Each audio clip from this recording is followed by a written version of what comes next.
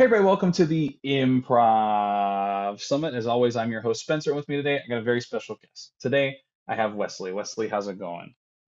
Very well. How you doing, Spencer? Good, good, good. I think what I was thinking about earlier is your how we met into when we ended up being in the same city, and now it's different cities. And it feels like I met you in New York, we hung out in LA, and then we worked together while you were in Atlanta. Or like on the East Coast anyway. So it's just it's interesting to me how that trajectory has like uh shifted. Because I was moving from when I was in New York, I was moving to LA, and I think you're moving to LA at the same time. It was wild. Anyways, well, we're not here to talk about that. We're here to talk about improv because it's the Improv Summit. So let's just dive in.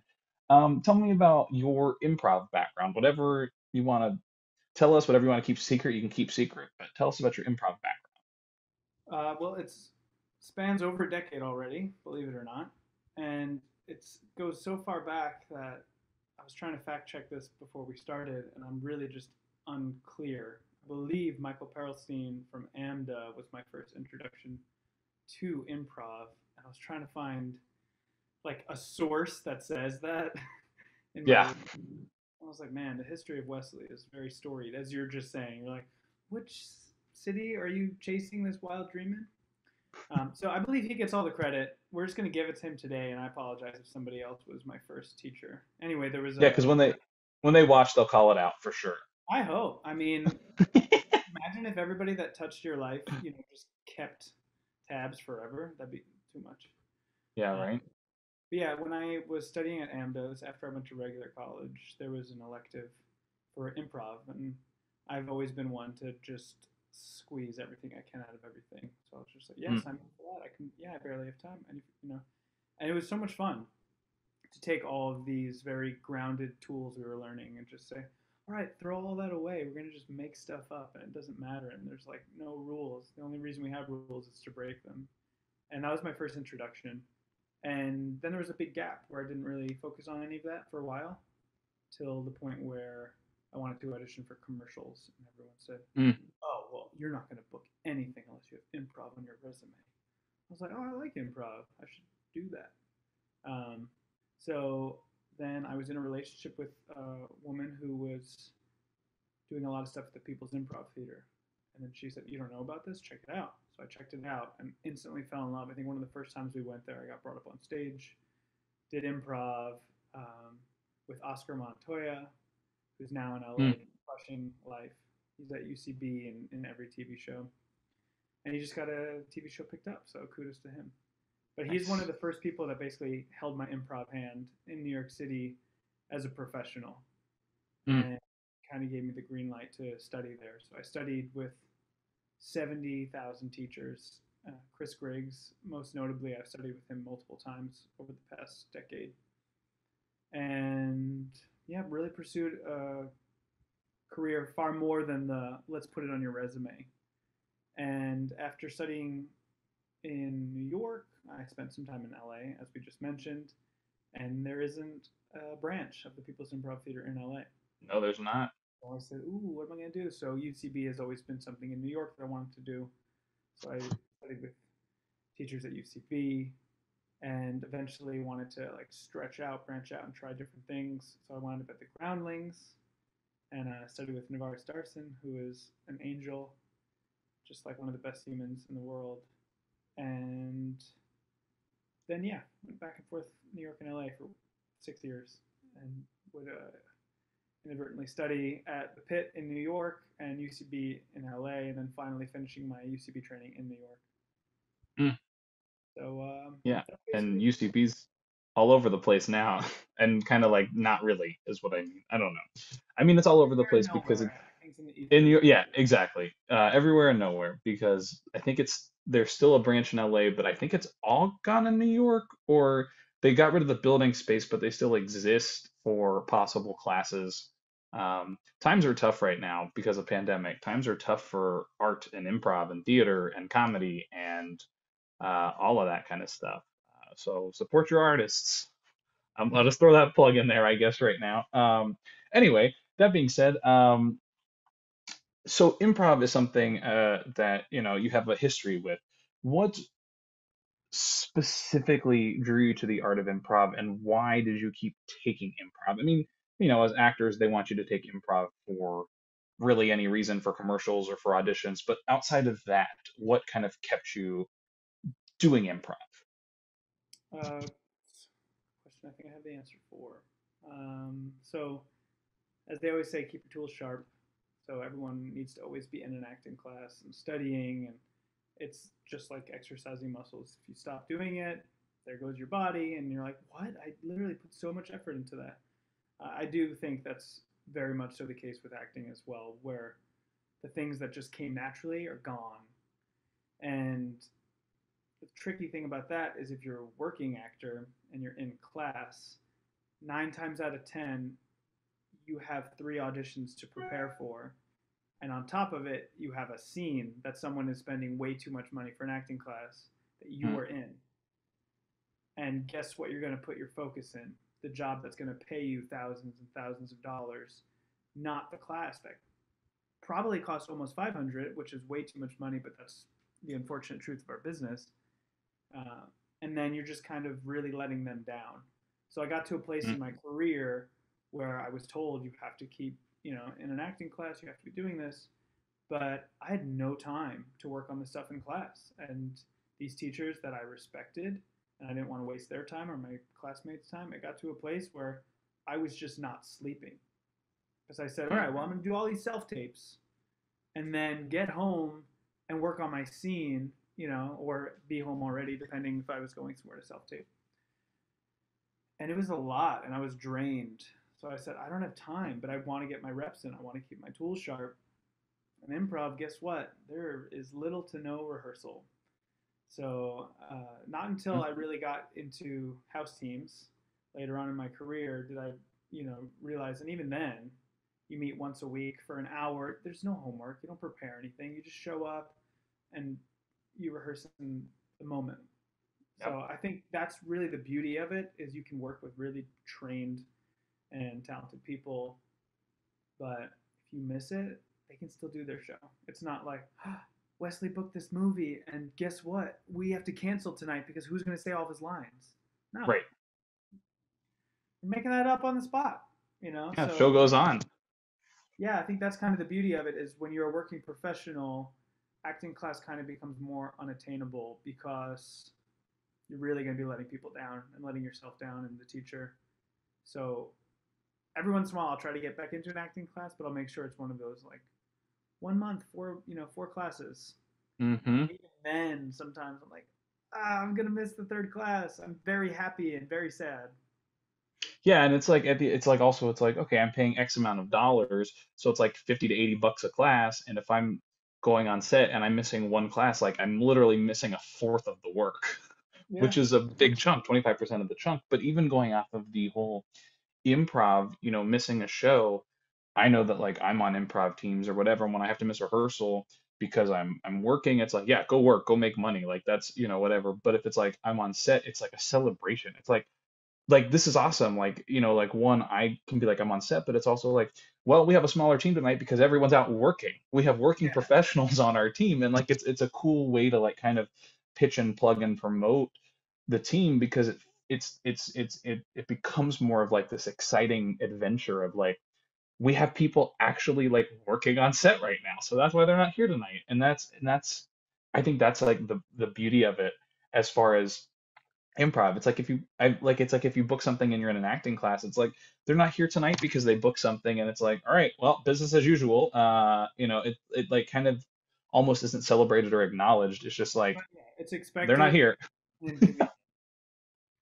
Like you'll But what's probably a come to work if you're learning anything in class, and we hate you for it. Bye. Yeah, exactly. It's also like, I mean, even like with I think that's one reason why it's interesting with improv classes specifically. A lot of them require you to be at X amount of classes, otherwise you have to repeat the level.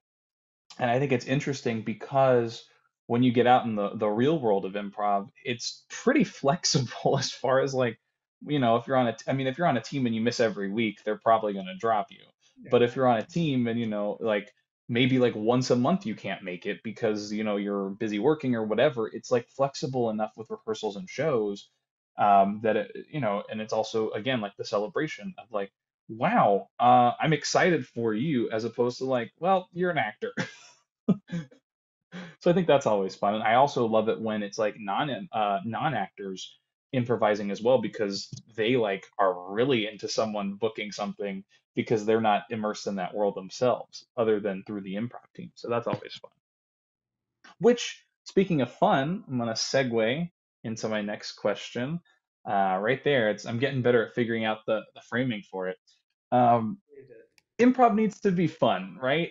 Improv needs to be fun. If it's not fun, it's not fun. That's how things work. If it's not fun, it's not fun. But do you have any moments of improv, whether it's like warm-up games or being on stage, if you're coaching anyone or watching people perform improv, that like brings you joy or is a lot of fun? I always say your favorite, but I feel like favorite is such a loaded question. So it's more like, what do you find fun, or as far as games or performances or anything, or what brings you joy in So I think what brings me joy is that moment where you have that mind meld on improv? stage, and before you have to even give a gift or explain something that you're trying to get out, the person already knows you that well and knows your games and knows your play, where they're ahead of you. I think it's like a Mm-hmm. State Farm commercial where they're like, "We call you because we knew there's a storm." Oh my goodness! It's like, whoa, chill out, insurance company. But in real life, when you're doing improv, and one of your teammates, just says like the obvious line that you were like, "Ooh, this is maybe a reach," but it would be really fun and clever if really would serve the scene in a fun way if we could go here, but it's going to be difficult to explain. They're just there to catch you, and you're like, ah, and that those kind of magic moments where everything just falls into place and the audience is Mm-hmm. like, "No way, this wasn't rehearsed." That I think Yeah. fills me up a lot. For warm-up games, I love a good three-person scene. Mm. So we try to get the who, what, where, and why this day. Like, what's so special about this day? I think that's a really solid way to just get it in your body that we don't have 17 minutes for you to develop what's going on. The audience is already bored. So if you can do it in 3 lines, then I mean that's like a rule you definitely want to break, because then it's like, Right. can I have a robot on stage? um, but it's just like to understand, like, oh yeah, they don't know what's in my head because they're not Hmm. improvisers that are crazy people who could pick every single thing up. So don't let the audience Yeah, get ahead and of you. even Also, don't let them be like, what is yeah, oh yeah, with that game, what I also love is when I get a teacher, or like when I'm teaching kids. I love it when I play the game where it's like, okay, do 3 line scenes, but make them the worst possible scenes ever. Don't even try. Just get a who, a what, and a where out, even if they don't make sense together. And it's so fun to play with that, because what if that happens on stage? What if there's a moment where people aren't connected and you have to discover a way to make the connections? And I think that it's so fun because, one, all thinking is off. I don't have to like think about being clever or being funny or improvising or anything. I can literally just say anything. If it's like, okay, we start with a who, we start with a, and then the next thing is a what, then the next thing is a why or a where or whatever. The who, okay, I'm saying the who, so I can literally just say, you're a clown and I'm hey clown, this is your guitar teacher, right? Like whatever. It doesn't matter. And I love that kind of game, doing it as if you're doing really solid scenes where you're putting them all together, but also on the flip side where you're literally just like, it doesn't matter what you say. Just get a who out in the first line, a where out in the second line, and a what or a why in the third line. And I think it's so fun to do that because it allows me, as someone who is very much in his head every single time he gets on stage with improv, it allows me to go, oh wait, it really doesn't matter. So I love that game. That being said, there are a lot of games. There are a lot of games. There are a lot of games. A lot of improv games, a lot of types of improv, right? A lot of styles. Are there any specific styles or any specific types of improv that you find that like you really enjoy every time you get on stage? You're like, I love doing this style or this genre. I was in a team recently, and we focused solely on the hero's journey. Mm. And it was such a race every time to get it all done in our like 18 minutes of stage time. And we oftentimes came really close to the mark. I don't think we ever hit it, but just that kind of rigorous exercise in front of an audience, knowing like we have to like do these spokes and come back and circle, and Hmm. then like the journey of the needs to come back home, and we only have 2 minutes, Yeah. before our red light comes on. I think that is just like super fun. And if you're with smart enough improvisers, yeah, it's like there are no rules and nothing matters and you could say anything. But if you have really smart people who are catching everything fast, because you got to do like so many 35-second scenes to really get going and get all the information out. Yeah, It's or less even sometimes.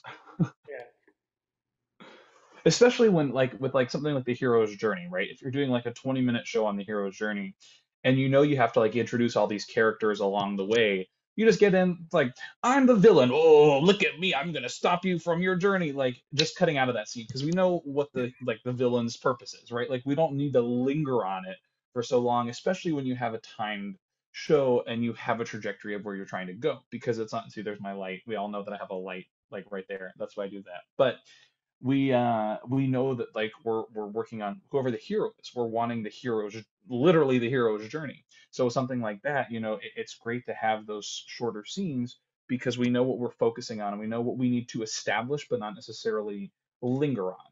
And then that way you can get it to come full circle at the end because eventually the villain's going to play into the hero's journey. Because otherwise the hero is going to have no problems and just going to get right onto it, and there's the you journey. have to overcome Uh, something.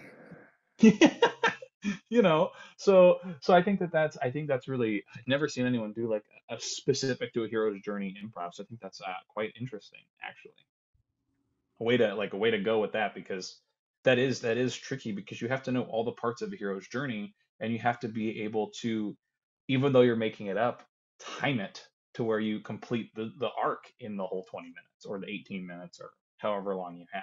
But when you get more time, if you have a whole hour show, it makes it a little bit easier. Maybe too easy. Yeah, maybe too easy because then it's like, well, we're done at 40, and then you're like, whatever. And we gotta stretch out this homecoming. Yeah, right. Yeah. Do you have like any moments from improv shows that stand out to you as what I've been calling aha moments, as a performer or as an audience member, that you were like, oh, I get improv now? And I say that as someone who was trying to understand the entirety of improv and then finding out that I have aha moments of like, I understand what this idea means. Oh, I understand this part of my tool belt now, as opposed to like, being like, I understand all of improv. It's like, oh, I get physical physicality, physical choices. I get, oh, I understand like initiations. Like I started to pick up on moments. Are there anything? Are there any moments like that for you, whether as an audience member, performer, that you're like, I get improv now? I think recently I watched Michael Shannon do improv, Mm, and he's incredibly small, and he takes his time. And a lot of people make a mistake that it has to be showy and flashy and theatrical for like the seats that don't even exist in an improv house. It's like mm-hmm. nobody's sitting in the balcony. There is no balcony. You're doing improv. Cool your ego. Yeah. Oh yeah. Um, but he did the most amazingly small, like cinematic acting on stage. Nobody, nobody was bored. Nobody was waiting. They were hanging on his every word. And I think a lot of people are afraid of the silence, are afraid of the moments, and very green improvisers will say, "I gotta fill the space. I gotta." No one said anything in a while, because the audience needs to be entertained. But if you are doing like a really grounded scene and you earn it, then you can take your time. So I think it wasn't really a aha moment as like a don't forget moment. Like you can always come back to the straight man and being grounded, and it can be fun and really like entertaining. Yeah, they're wonderful performances that I've seen where like I'll watch scenes and it's like pretty fast paced, everyone's dialogue, dialogue, dialogue, dialogue, and then you get to a scene where it's just like one person starts like doing something, like washing the dishes.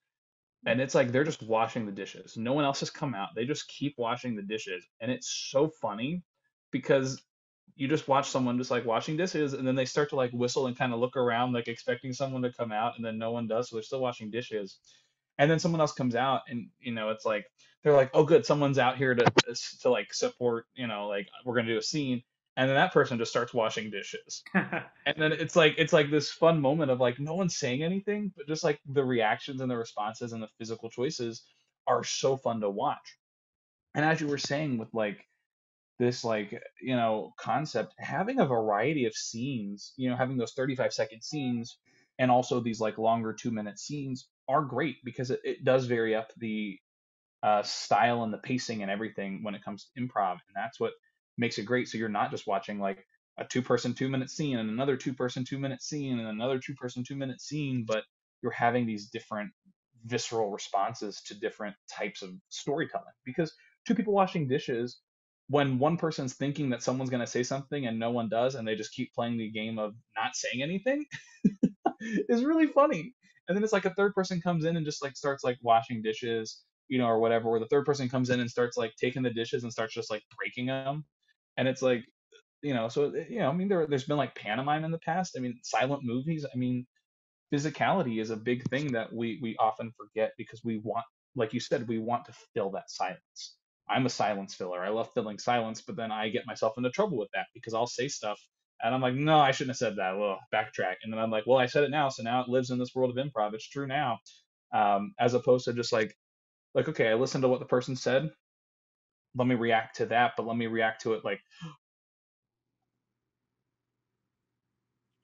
I don't even have to say anything, and people are like anticipating it and they're waiting, and it's funny because they know I'm trying to say something, but I'm trying to like figure out what I want to say, and those moments are great. So I agree with you completely on don't forget that silence is golden, as they say, from the back in the day, and also now I guess they also say that. Anyway, one of the big things about improv that I think a lot of people forget to realize or understand is that improv isn't necessarily just for actors. Improv can literally be for anyone because there's a lot of concepts that are taught in improv that you can apply to everyday life. Are there any improv elements that you've discovered that you have used in your non-performance, like your daily life or in non-performance jobs, that you feel like transfer easily? I think going with the flow, life throws you so many curveballs, and the average person completely, trips when that happens, stumbles. It's like, why is there a roadblock? Now what? I'm shutting down. And an improviser's like, this is my truth. Here we are in this new reality. Cool. Okay. And yeah, like you're saying, there are so many new companies that are doing the like, oh, we're going to have improv day at the office. And it's so crazy to see the corporate world embrace this tool because it makes them Mhm. make money, it makes them make sales. Because someone comes in and they say, here's a crazy challenge, you're not prepared for it. And instead of that becoming an argument, instead of that being like, well, we're not doing business with you, it's great. Well, let's come to an agreement, because Mhm. great improv is mainly agreeing, really bad improv is mainly conflict. So Mhm. if you are studying that and you just bring that into your real life, you're going to have a better life. Like, even I was driving today and there were just the worst drivers on the road. And I was like, oh, what a fun, weird moment you're throwing me. It's like, oh, huge Mhm. pothole. That probably broke my wheel. It's just like, and then what? And that's your new truth. And embrace it and keep moving. I love that. I think it's also I keep saying this on this show because I kind of like keep to like driving. I keep liking to drive the point home. I People think I'm an extrovert, and like I'm really not. I'm very much more an introvert. I think I'm more of an ambivert, but like when I don't mind being social with people, but it exhausts so much energy that for recharging, I need to just like take a nap or like be by myself. I don't want to like be around more people to recharge. Um, but one big thing is I feel like without improv, I don't think I would have found the confidence to be as social or to like be confident in my own choices as an individual, as an improviser, as an actor, as a director, as a person without improv because I had people, high school, college, middle school, like, I wasn't like the best student or the most good looking kid. So, I got bullied a lot, but then I went into like high school and was told if I wanted to, be a professional performer, I had to lose 50 pounds, not wear my glasses on stage, all this stuff. And then getting into college and being told I'm the worst intern that this company has ever had and that I've hit rock bottom and like being cornered in a room asking about my personal life, like all these questions just like tore me down as an individual or like all these moments and like they're very traumatic because I keep remembering them, but it's also allowed me to kind of get past those in a way. And I was like, that was one person and they're no longer in my life and I don't have to like worry about them.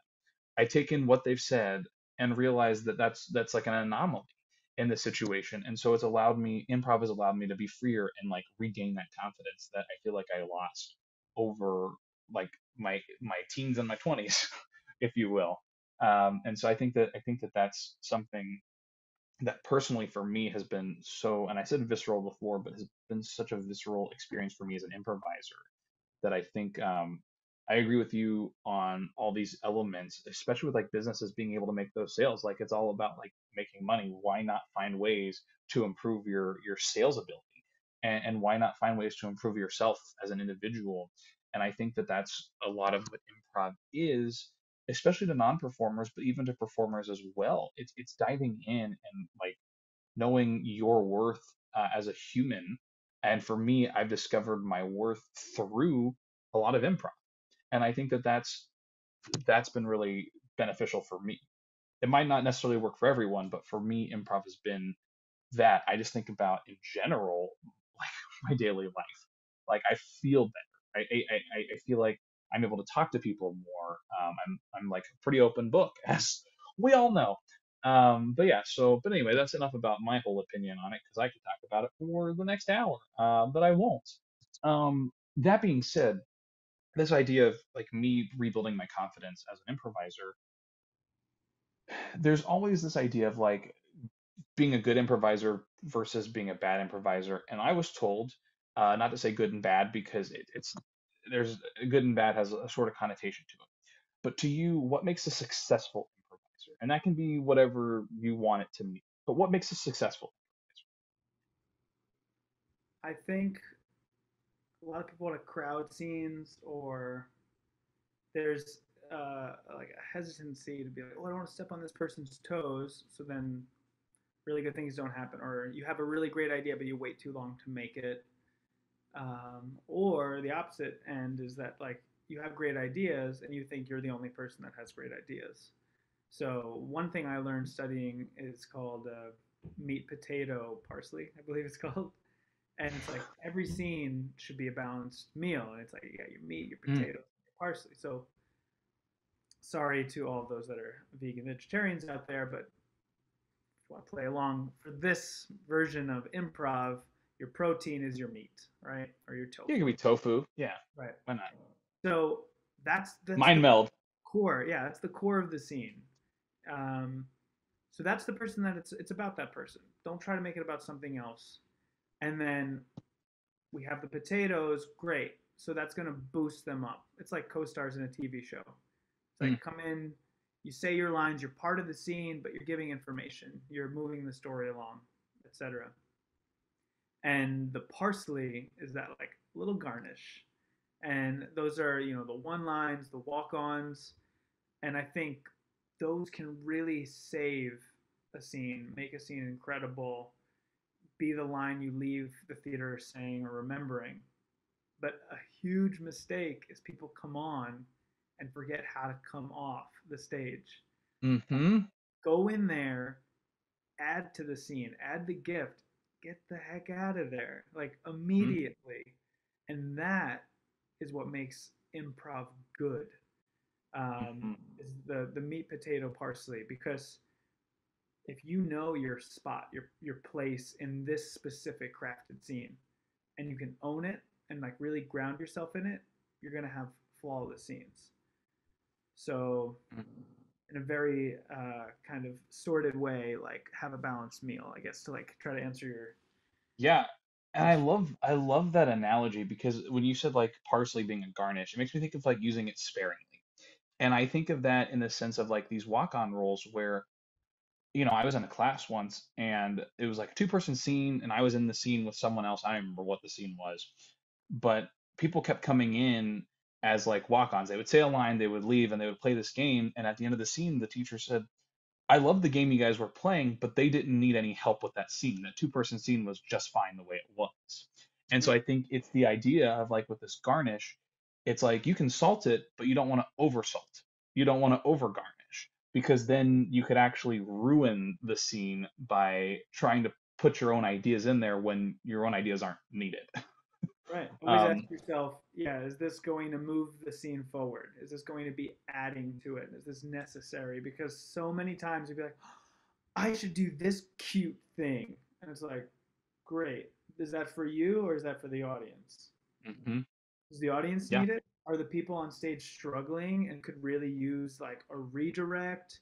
Or like, is there maybe like you said, what makes a good improviser or a successful one? It's like sometimes you're on stage with someone who doesn't know what they're doing, and it should be a two-person scene, but because they keep going so left, you're like, dude, somebody walk in and save this scene, redirect yeah, it or edit it, like one of the two. So then you just have oh yeah, someone come in and just like call them out in a very real way for the scene without breaking the third wall.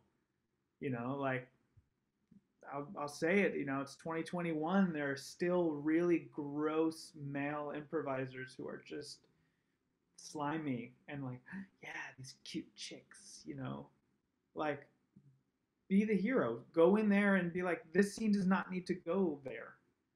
mhm, And just be like, hey, so sorry. Yeah, like we have to get you back in your cage. Like I don't know, like do something weird, and then if they deny that, then the scene can just get edited. But just something that could be in that world of reality to explain why they were being so weird. oh Um, yeah. it's like, oh, sorry, he's an experiment. We were testing testosterone, and like, this guy's stuck in the 20s. Testingsterone. You're confused. Testosterone. I was trying to make a pun. I try to do one every show. That one fell a little flat, but Oh, that's sorry, okay. I should have served it up better.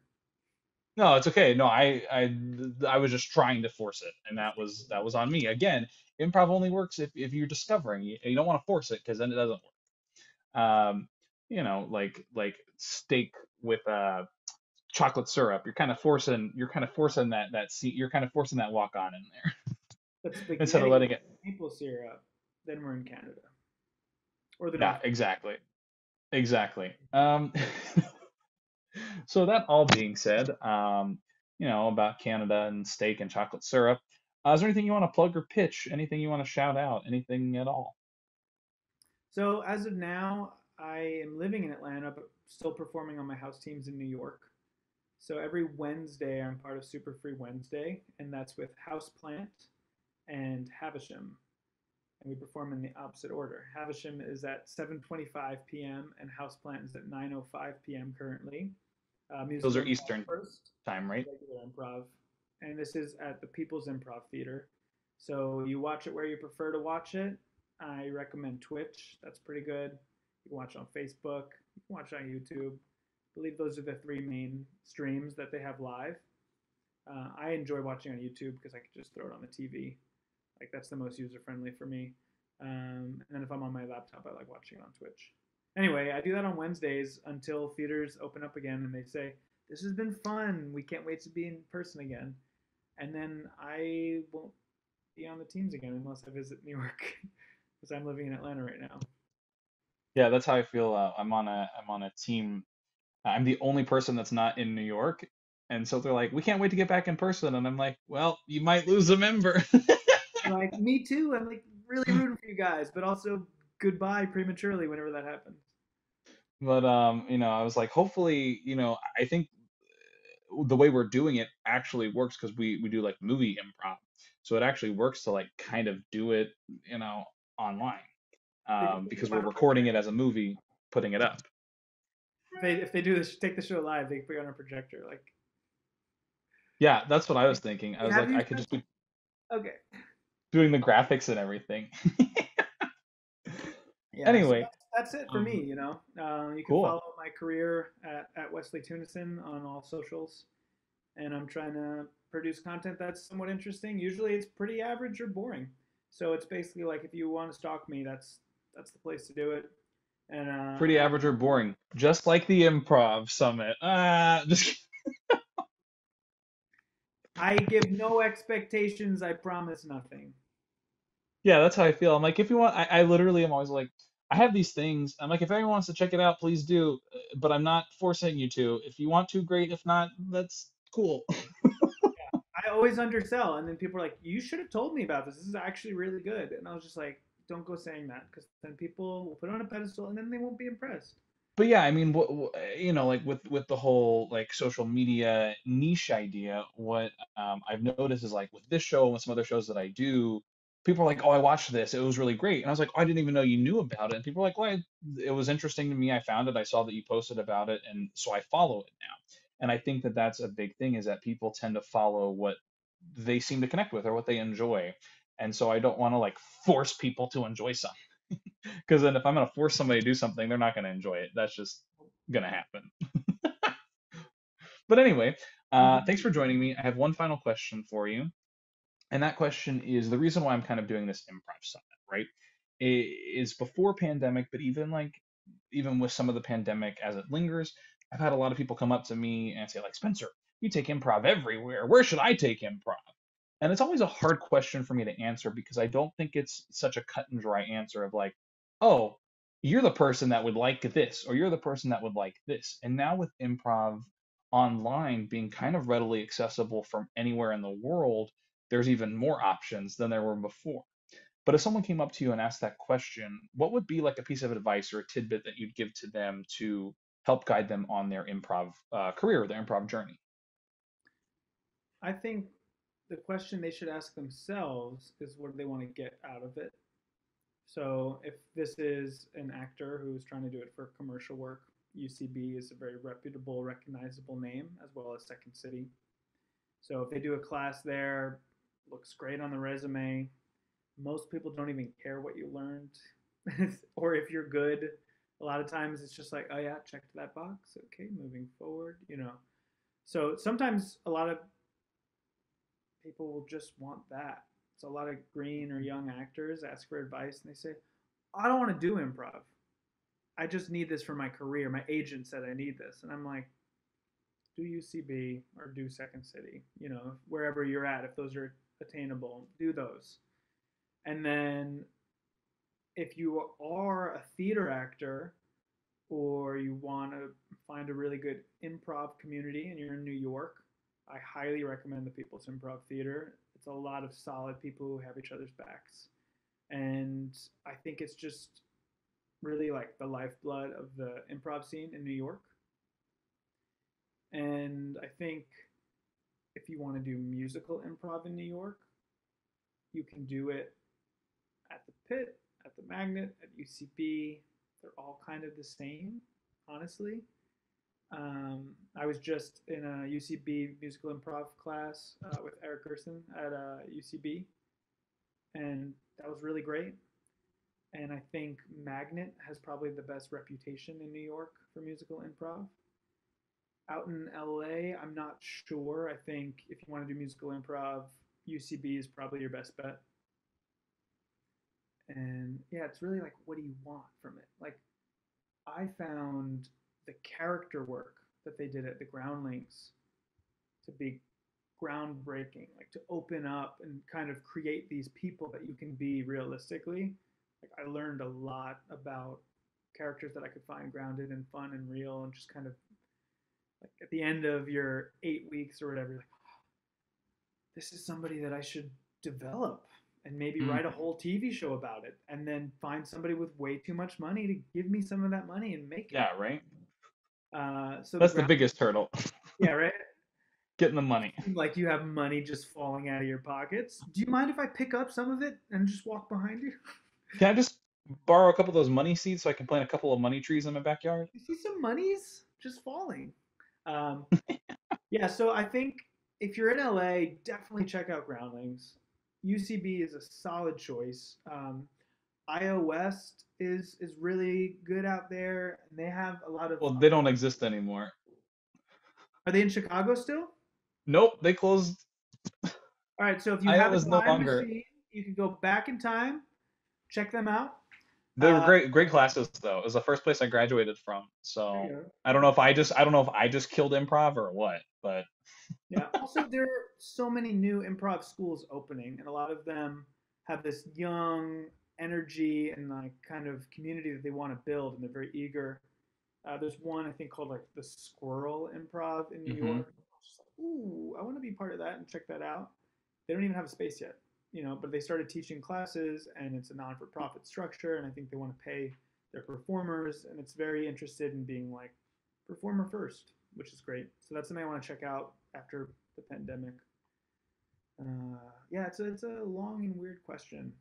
I think no yeah, matter it's where you go, just be humble, be ready to fail, and be okay with it. And if one of your teachers is awful, that might not be a representation of the whole space. And be vocal about it. Like if you let whatever the administrative office is know if there's an issue or something weird, maybe it's just not your teacher. They can maybe switch you in a class. Or maybe that teacher has a lot of complaints and they're just not good because sometimes there's a shortage of teachers and they're like, you're really good at improvising, so maybe you could teach. But mm, those who do sometimes can teach and those who do sometimes can't. And vice versa. Some of my best teachers have been people that are constantly working and they're not only the best at it, but they're the best at teaching it. And sometimes you can't mm-hmm. do it, but wow, you're a good teacher. Yeah. Yeah. Oh yeah. So I And think, sometimes you can really improvise, but you cannot teach. yeah, and it's definitely easier than you'd think to watch a scene and give feedback, but to know how to access the students' intake to make it something that they can apply is the real challenge because every single hmm person takes in info differently. So there could even be someone that your friend swears by. So the end of this 75-minute segment of where you should study is just go and try it, and you won't regret it. Like it's a lot of fun. Go party, people. Yeah, I agree. Improv's a lot of fun. Well, thanks so much for joining me, Wesley. And I did say that was the last question I had for you, but on this show, as always, I lie. So I actually have another question for you. And that question is, we've been talking about improv being fun, and we've been talking a lot about improv. You want to do some improv? Yeah, let's party, baby. Yeah, let's do it. All right. Let's do some prov Yeah. All right. You want a location, a relationship, or a word? relationship. All right. I'll give you two, and you tell me which one you want me to go with. A zookeeper and a parrot, or I don't even know what that word was. I'm gonna skip that one. Or a slob and a tidy roommate. Slob and a tidy roommate. Great. Thank you for that suggestion.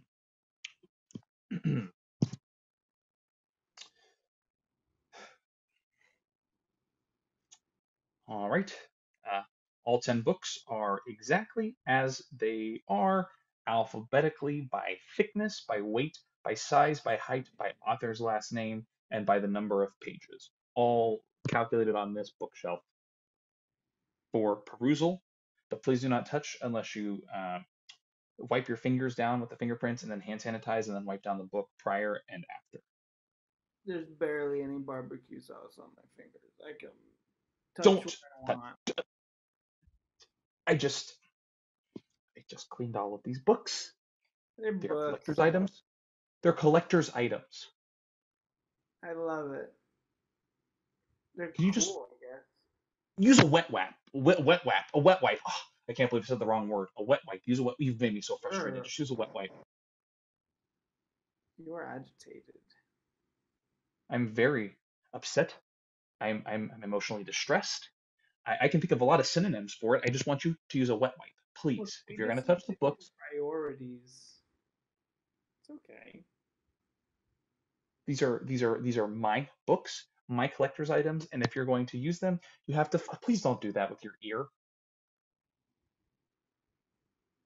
Just had to because I know think. you're just gonna flick it on the ground and you're just gonna leave it there, and you're not gonna clean it up, and then I have to clean it up, and then I've got to go back out and get the wet mop, and clean it all up, and then scrub it by hand to get your nasty earwax off the ground. Oh, you're so anal. So I was thinking, I'm gonna order us a pizza because it's been like, I don't know, at least 10 since I finished the barbecue, and it takes about an hour, and I'll probably be hungry. You want to do half pineapple or what? I know I'm you like. fine with that. I do love pineapple, ham, pineapple, and jalapeno. Let me tell you, it's quite delicious. Um, you just cannot make any prank calls to any of the places we're not ordering from. No, I'm ordering you pineapple and jalapeno. And Go ahead. ham, no, you're gonna call, but you're not making any prank calls. No, I just And sent. when we get, I just sent it. You want me to order another one? no, no, please don't order another one. And when it arrives, you have to wear the gloves to eat the pizza because I know you're gonna get grease everywhere if you don't wear the gloves. Gloves. Okay. Promise me.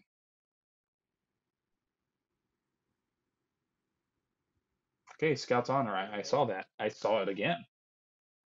Promise. Now you've done it twice, so you double down on your Scout's honor. So that means you can't change your mind now, I'll wear the gloves. Who cares? and you can't complain about them. I won't. And then afterwards, you gotta wash your face. What? It's my face. At least lick off the grease. Like don't just leave it Saving it linger. for later. Honestly, the barbecue sauce will be really good with the pizza. Then why didn't you order a pizza with barbecue sauce? I don't know. Hey, did you want to do my laundry today? I feel like it's getting pretty high. No, I don't. Come on. Here, watch this one Then too. put your shirt on. Leave. Why are you just walking?